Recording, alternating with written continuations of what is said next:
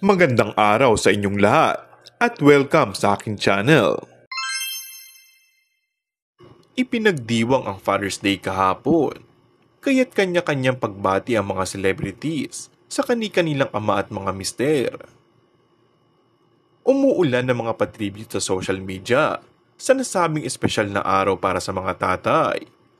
At syempre pa, hindi rin nakalimot ang ating mga artista na alalahanin ang mga sakripisyo ng kanilang mga ama at asawa.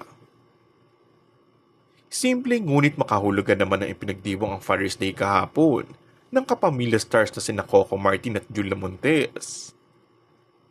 Nagpapasalamat ang aktres na si Julia sa boyfriend nito na si Coco, ngunit hindi ipinaliwanag kung para saan ito. Sa social media, ibinida nito ang kanyang masarap na luto na sinasabi niyang para sa kanyang mga love. Caption ni Julia: "Cooking is one of the greatest gifts you can give to those you love. Ready for dinner." Hindi man binanggit ni Julia kung sino pinagtutungkulan nitong love. Pinangalanan naman ito ng mga netizens na may samot-saring reaksyon. Sa ituloy ng netizens, ay selebrasyon ito para sa araw ng mga tatay.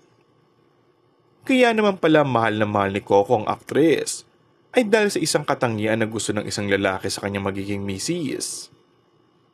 Ayon nga kay Julia, choice nito ang magluto kahit may mga maid naman sila. And that's all for our today's video.